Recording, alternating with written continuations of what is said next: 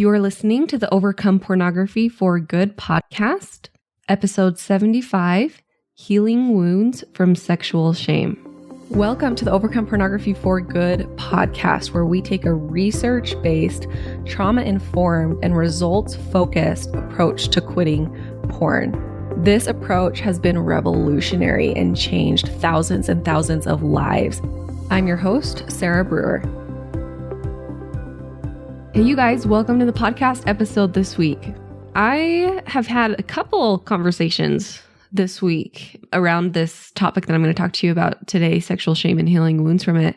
It came up quite a few times, and I was just reminded how prevalent this still is for so many people. And sometimes when I talk about things a lot, I think, oh, well, I've already said that a lot. And then I realize, no, like I say it a lot to my clients, I say it in my emails, I say it in my podcast, but it needs to be said over and over and over again, and talked about over and over and over again, and talked about differently over and over and over again.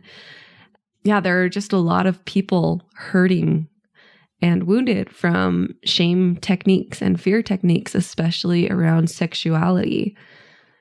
And so if that is you, this podcast is dedicated to you. And if you can think of someone in your life who might benefit from hearing this, I would encourage you to send it to them. Many people are suffering in silence from sexual shame and trauma from sexual shame. So we're going to talk about what that means, what that looks like. But here's something that came to my mind. Okay. It seems like especially in more conservative religions, more people seem to struggle with pornography. At least you hear about it more, right? More people are trying to quit, and more people are having a more difficult time quitting. And the reason for that isn't because we have a bunch of people who are over-sexualized. The reason for that is that we have a bunch of people who have trauma from fear and shame techniques around sexuality. Fear and shame techniques tend to lead to more compulsive porn use. And I've talked about that in depth and why that is, and the shame cycle and the shame spiral. And I mean, we have so much evidence from that and research around that. And I mean, Brene Brown, the queen of shame, that's what she's introduced to the world these last, how long has her work been around? 5 years or so? You know, we have a lot more awareness now than we ever did before. And so as the world is changing and our communities are changing and we're getting rid of the shame techniques, like, yes, it's getting better, but there is still a lot of pain for people who grew up with a lot of fear and shame techniques. So I do want to just tell you a story, or like, this is like a common story that I hear. And many people have this story, and I want to specifically talk about this story because a lot of people think that they're alone in this, but you're not. Okay. So many people, especially many of my clients and many people I talk to, they start viewing porn and masturbating, and they just feel so horrible about it. They feel so bad about it, and they try really hard not to. What might have happened is, right, you're 11 or 12 years old, you saw something, you had a sexual experience, because guess what? That's normal when you're 11 or 12 years old. And I know no one told you that. I know no one told you that, but that is very normal when you start maturing and your body grows. It's a normal experience. But what happens, instead of that being normalized, people are told by parents or by religious leaders or, you know, whoever over and over and over again that this is a very dangerous thing. This is a very bad thing. And then specifically with porn, right? Porn is going to ruin your life. Sexual sin is next to murder. This sexuality is something that is uncontrollable. Your sexuality is something to be afraid of. So you have to avoid everything. You should be very fearful of slipping up with your sexuality. This is a slippery slope. Oh my gosh. And I'm laughing, but it's also like, have you seen that TikTok where people are like, well, first off, is it so funny that I like always quote TikToks in my podcast? Oh my gosh. But have you seen the TikTok sound that's like people laughing and they're like, ha, yeah, but no, it's actually quite serious. Like, we're laughing about this, but it's actually kind of serious. People who say, you know, if you masturbate, you're going to cheat on your wife. Masturbation always leads to cheating on your wife. Porn always leads to broken marriages. It's this slippery slope mentality, right? many stories of people who, they do have a sexual experience by masturbating or looking at porn, and then they go to church a couple weeks later and they have a lesson on it and how bad of a thing it is. And they're like, oh, I didn't know. Oh no, have I messed up? Oh no, I've ruined everything. A lot of fear. Having leaders wear and pass out "Porn Kills Love" t-shirts and seeing that and being very shamed by it. Right? These are all common things that many people grew up hearing. And what happens sometimes is that years later, there are still wounds from these experiences, and something triggers it, and it's painful and harmful. And these wounds really show that they're still there. That might be having panic attacks, leading to panic, could be leading to thoughts like God is going to reject me because of my past use with porn or my current use with porn. Everyone's going to find out. I'm the only one. If people knew, they would think I was horrible. These wounds can just be lots of fear around your sexuality and maybe your sex life. You grow up, you get married, and you're still very fearful of that part of you. And it affects the way that you connect with your spouse, and just a lot of fear in general around sexuality, where maybe you see a picture and you have an urge, you immediately think there's something wrong with you and feel very afraid. Okay. Sometimes it's those small things that trigger these wounds, like seeing an underwear model, or having an urge when you're out and about, or getting married and having sexual experiences with your person. Those things can trigger these responses in your body. One of the conversations I had this week was my dad was there, and my dad is a YSA bishop. So for those of you who don't know what that means, it means he's a leader of a congregation of young adults. So like ages 18 to 30. And it's an assignment for 3 or 4 years, and he leads meetings, and then he's just like in charge of helping these young adults in his congregation. Part of the conversation we were having, people were talking about their experiences and hearing experiences of really harmful things that had been said to them about sexuality from church leaders. And one thing my dad said, he said, we can do a lot of harm, unintentional harm and intentional harm both, right? We can do a lot of harm in that bishop's chair. And he said, my biggest mantra is do no harm. I love that. It's the therapist code of ethics too. Something I try to live by too is do no harm. That's what he tries to do. And geez, what lucky kids they are to have him as their congregation leader.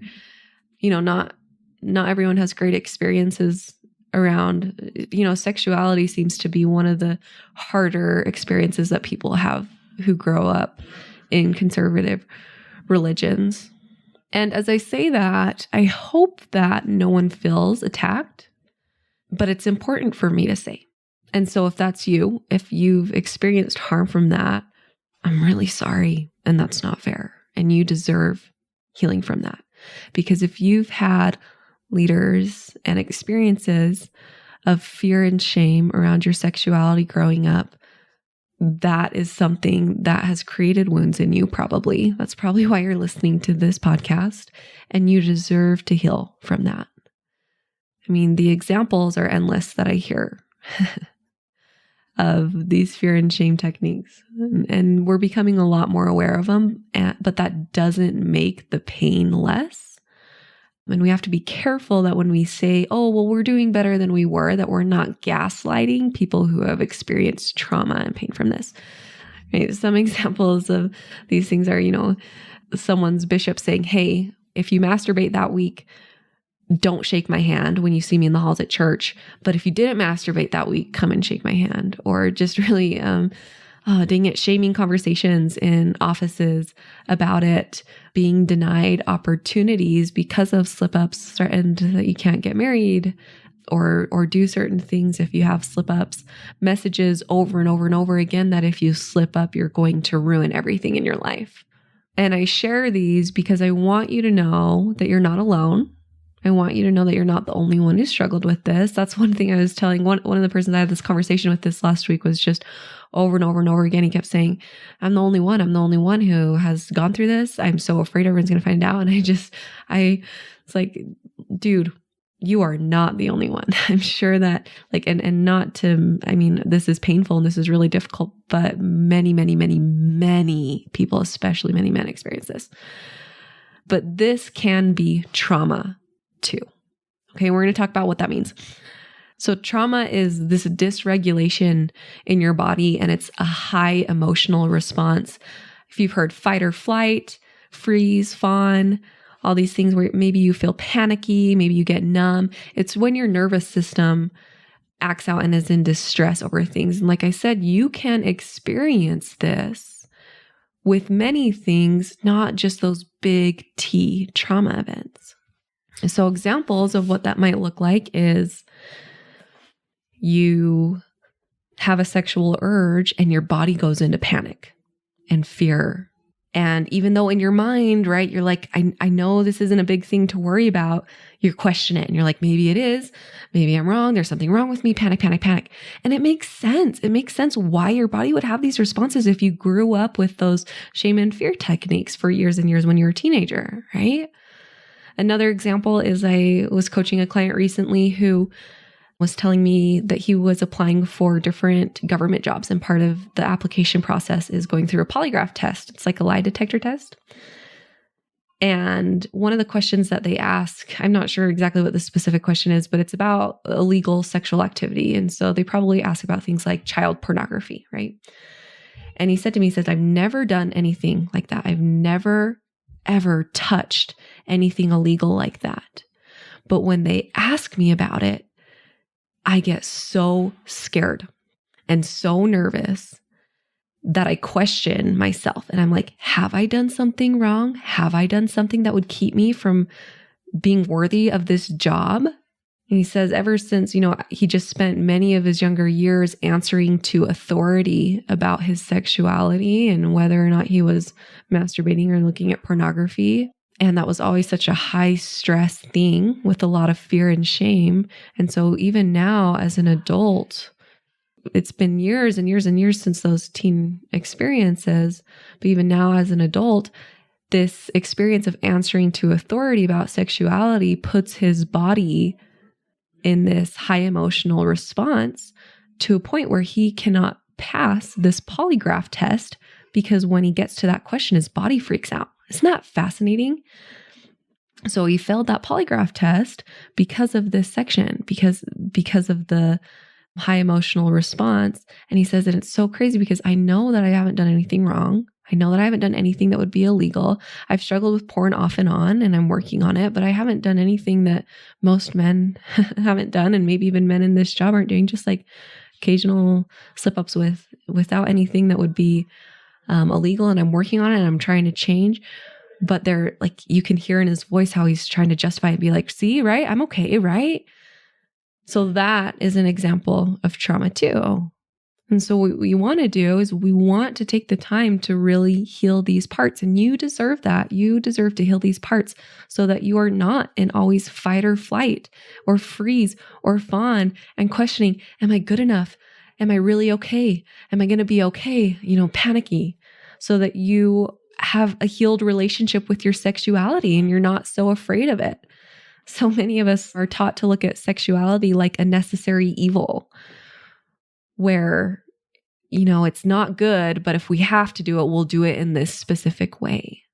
We want to try to change that narrative. Maybe sexuality isn't a necessary evil. Maybe it's not evil at all. Maybe it's a really beautiful thing and we don't have to be afraid of it. And we can learn to get to know this part of ourselves and control this part of ourselves and not be afraid of it. Changing that narrative from, oh, it's a slippery slope. If you have an urge, if you masturbate, it's all downhill from there. That's just not true. That's so harmful.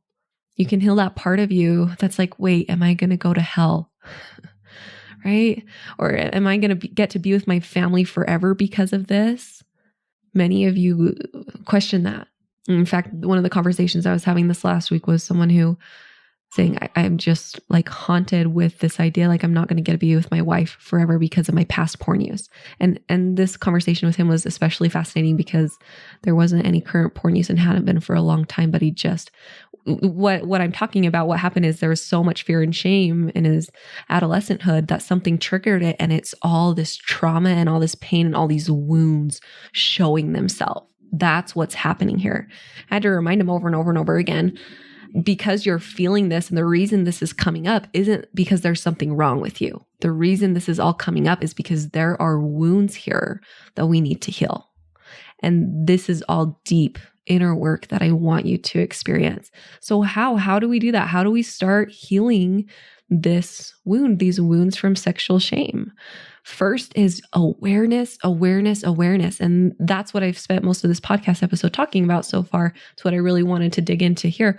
When you're aware of what's going on, it decreases shame and it helps you see what's really happening. It's like what I say, don't believe everything you think. So many of us just believe everything we think. We're like, oh, I had a thought that there's something wrong with me, so that's true. Or, oh, I had this thought that I really did do something horrible when I know I didn't.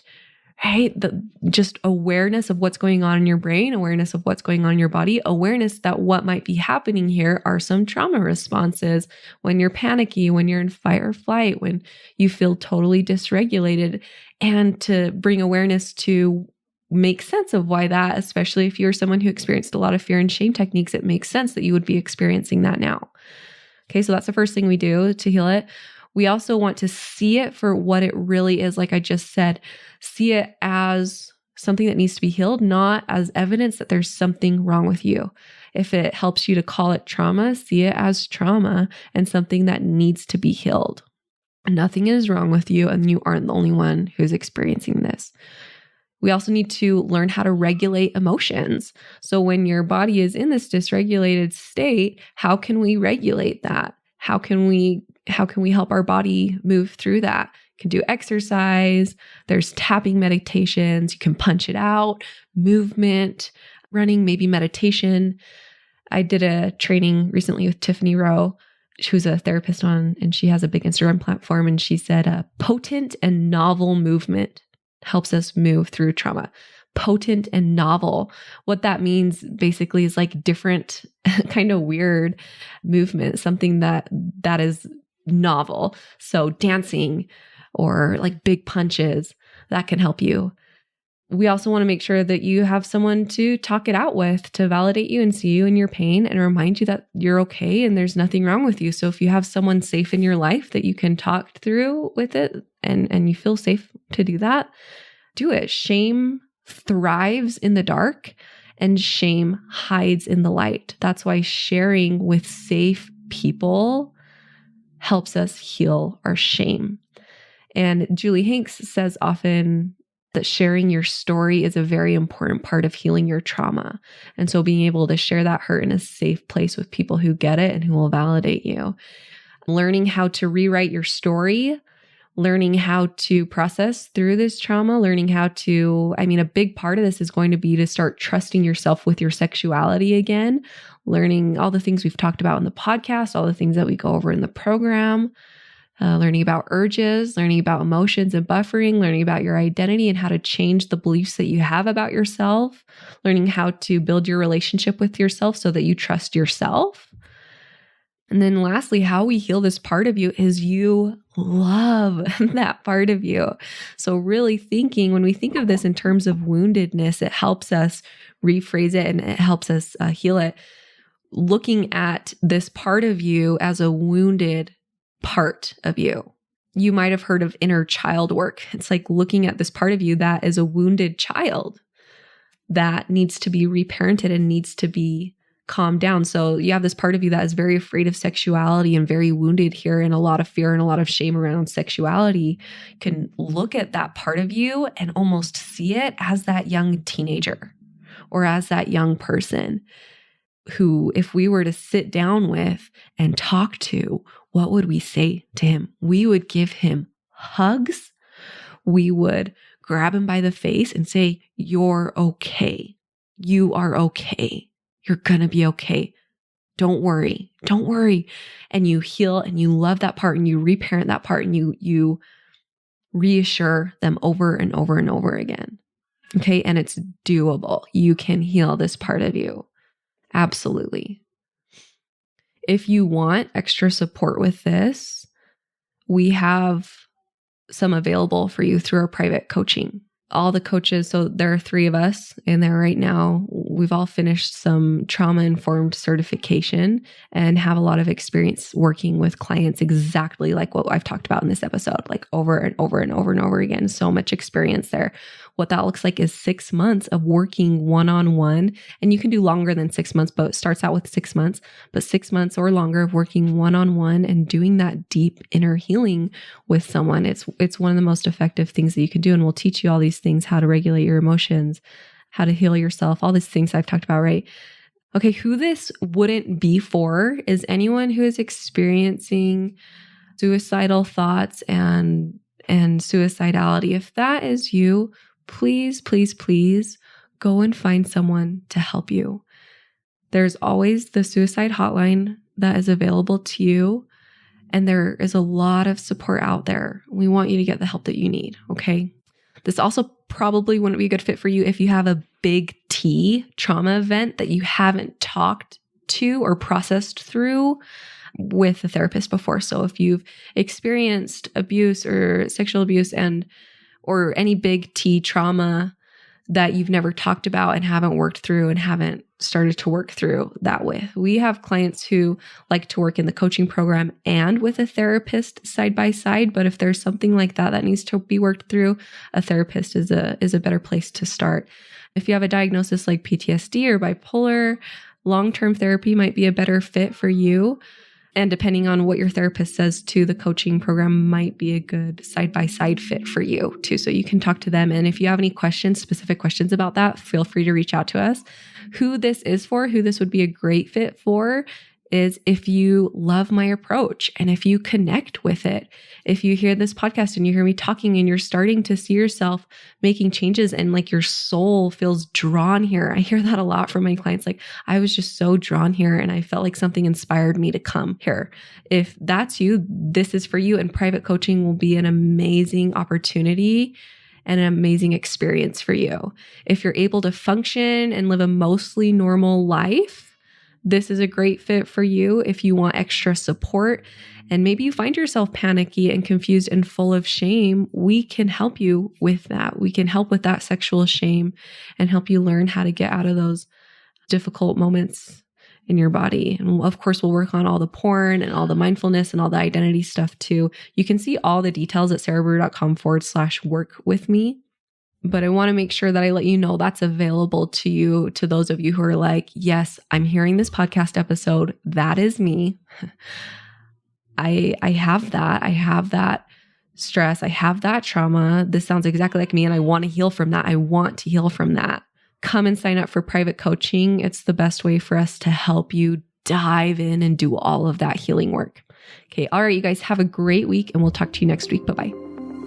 I want to invite you to come and listen to my free training called How to Quit Viewing Pornography, even if you've tried in the past. If you like the podcast, you will love this free training. We talk about, number 1, how to not rely on willpower or phone filters so that you can actually stop wanting pornography. Number 2, how to guarantee that you won't fail no matter how many times you've tried in the past. And number 3, how to feel good about yourself while becoming someone who doesn't struggle with pornography. You can access this training at sarahbrewer.com/masterclass.